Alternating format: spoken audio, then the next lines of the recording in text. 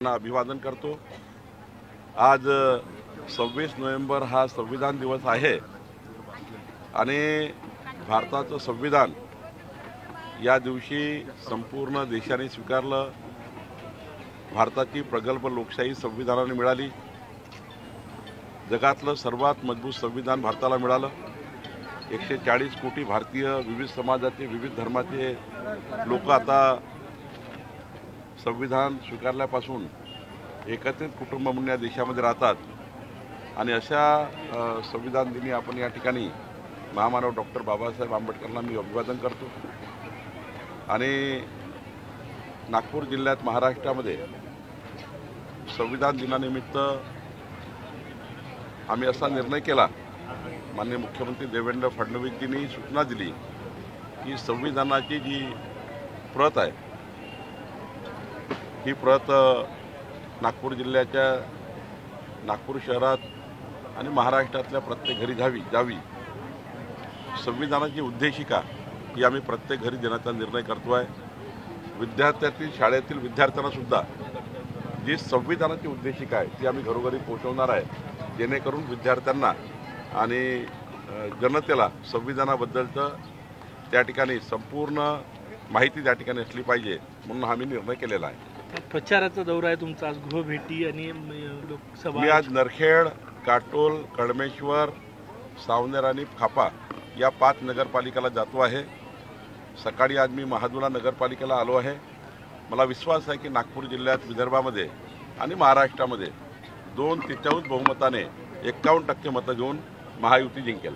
आदित्य ठाकरे महाजन आणि खडसे यांच्या वादात माझं सँडविच होत असल्याचं रक्षा खडसे यांनी वक्तव्य केलेलं आहे। आणि आता काही त्यामध्ये रक्षाताई काय बोलल्या मला माहिती नाही, आपण सांगताय। पण शेवटी कधी पारिवारिक संबंध असल्यामुळं त्यांना कधी असं होतं की बाबा रक्षाताई आता खडसे साहेबांची सूनबाई आहे, त्यामुळं थोडं असं नेहमी बघण्यात जातं। पण मला वाटतं की रक्षाताई ह्या प्रगल्भ आहेत। रक्षाताई कधी परिवारवाद त्या ठिकाणी करत नाही। गिरीश भाऊसुद्धा या ठिकाणी कधी त्यांना असं क्रिटिसाईज करत नाही। मला असं वाटतं की काहीतरी गैरसमजातून हे कोणतरी विधान केलं असेल। मुंबईमधले जे उभाटाचे नेते आहेत, सर्व नेते, मोठे नेते प्रचार करतायत। महाविकास आघाडीचे नेते, काँग्रेसचे तुरळक नेते सोडले तर प्रचारात दिसून येत नाही, फरक दिसत आहे दोन्ही आघाड्यांत। 2029 मध्ये काँग्रेस पार्टी किंचित होणार आहे। देशातली सर्वात लहान पार्टी काँग्रेस असणार। काँग्रेसमध्ये विसंवाद आहे, म्हणजे कोणी कोणाशी बोलायला तयार नाही, कोणी नेते एकामेकाचं तोंड पाहायला तयार नाही।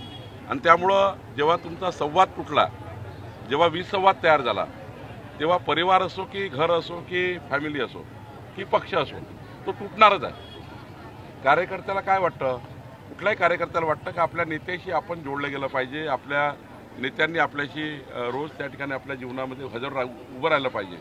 आज काँग्रेस पार्टीच्या कार्यकर्त्याच्या मागे महाराष्ट्रातला कुठलाही काँग्रेसचा नेता उभा नाही। कार्यकर्ता वाऱ्यावर सुटलेला आहे, कार्यकर्त्याला कोणी विचारायला तयार नाही। आणि म्हणून काँग्रेसचे अनेक कार्यकर्ते भाजपामध्ये, शिवसेनेमध्ये, राष्ट्रवादीमध्ये पक्षप्रवेश करतायत आणि काँग्रेस पार्टी रोज सोडतायत। गुलाबराव पाटील,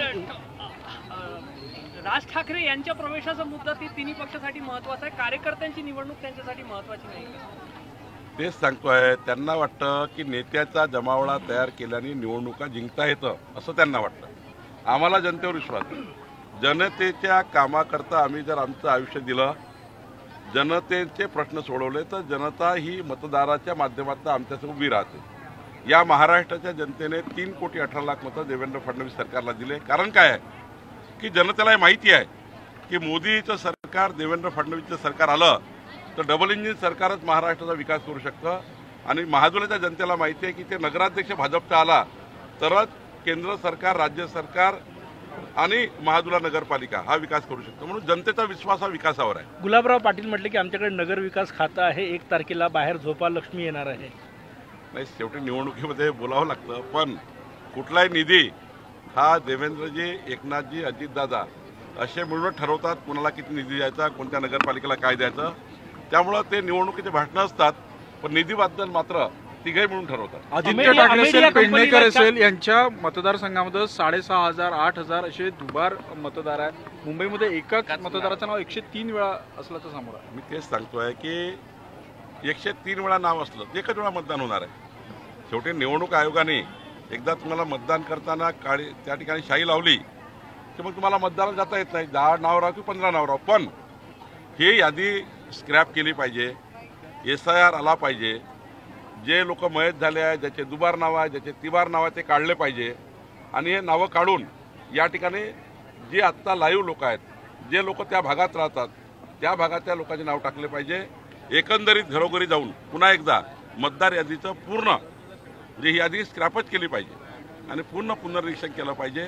पूर्ण या ठिकाणी SIR केला पाहिजे असं मला वाटतं. अमेरिया कंपनीला 4 तारखेपर्यंत मुदतवाढ दिलेली आहे. नैसर्गिक न्याय दिला आहे आमच्या अधिकाऱ्यांनी. 2 किंवा 3 वेळा नोटीस द्यावी लागते नियमामध्ये. जर नोटीस दिली नाही तर त्या ठिकाणी त्यांना ते कोर्टात जाऊ शकतात. म्हणतात की आम्हाला वेळच दिला नाही. पुन्हा त्या ठिकाणी त्यांना संधी आम्ही देत नाही आहे.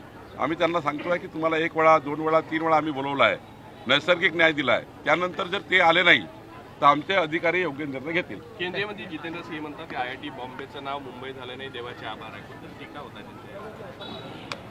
ते काय बोलले मला माहिती नाही. नाही, त्यावर राज ठाकरेंनी ट्विट केलेलं आहे की मुंबई NCR सारखं गुजरातला जोडण्याचं या केंद्र सरकारचं प्लॅन असल्याचं आरोप. त्यांना हेच राहतं, जेव्हा त्यांच्या निवडणुका येतात ना मुंबई वगैरेच्या, तर गुजरात दिसतं, ते बुलेट ट्रेन दिसतं. त्यांना विकास दिसत नाही.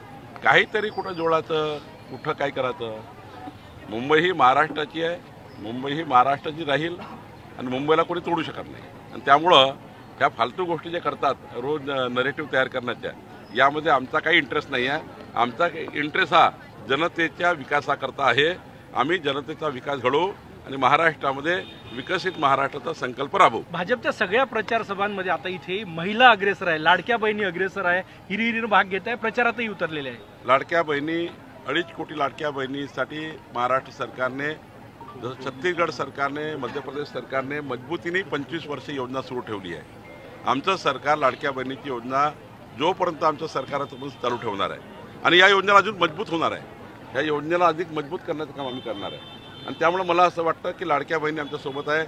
शेतकरी ज्यांना आम्ही वीज बिल माफ करतो आहे ते आमच्यासोबत आहे. महाराष्ट्राचा सर्व समाज, सर्व धर्माचे लोक विकसित महाराष्ट्राकरता देवेंद्र फडणवीसजींच्या सोबत आहे. विकसित भारताकरता मोदी सोबत आहे. तुम्हाला निवडणुकीत दिसेल की 51% मतं भाजपा महायुतीने घेतले. भाजपचं काम करतो म्हणून काँग्रेसच्या माजी नगरसेवकांना भाजपच्या एका कार्यकर्त्याला मारहाण केल्याची घटना नागपूरमध्ये घडली होती. आता श्रीरामपूरमध्ये काँग्रेसच्या जिल्हाध्यक्षाचं अपहरण केल्याची घटना घडली. नाही, हे काही योग्य नाही आहे. असं वर्तनही योग्य नाही आहे. हे महाराष्ट्राला शोभण्यालायक नाही आहे. महाराष्ट्राची संस्कृती नाही आहे. निवडणुकीमध्ये भांडणं करणे हे काही योग्य नाही आहे. आणि त्यामुळं निवडणुकीमध्ये कुठलंही भांडणं पोलिसांनी हे उद्ध्वस्त केलं पाहिजे. या पद्धतीचं झालेलं पोलिसांनी आपला पूर्ण अधिकार वापरले पाहिजे. भाजप असो की काँग्रेस असो, कुठेही त्या ठिकाणी पक्ष म्हणून कोणाला सोडू नका असं माझं पोलिसांनाही निवेदन राहील. Thank you sir. नाही, भाजपमध्ये अनेक इन्कमिंग सुरू आहे. किंबहुना महायुतीमध्ये गेल्या काही राज्य म्हणजे विधानसभा निवडणुकीनंतर 43 इन्कमिंग म्हणजे उमेदवार आलेले आहे म्हणजे महायुतीमध्ये. खास करून विधानसभेमध्ये हे जे दुसऱ्या दुसऱ्या क्रमांकाचे. दुसऱ्या किंवा तिसऱ्या क्रमांकावर ते तुमच्या टार्गेटवर आहे. नाही, आमच्याकडे जे आत्ता लोकांचा पक्षप्रवेश होणार आहे किंवा आमच्याकडे आहे ते अत्यंत महत्त्वाचे पक्षप्रवेश आहे. त्या लोकांनी आपापल्या भागात चांगलं काम केलं आहे आणि त्या लोकांना, जे लोक आमच्याकडे येणार आहेत त्यांना देवेंद्र फडणवीसजीच्या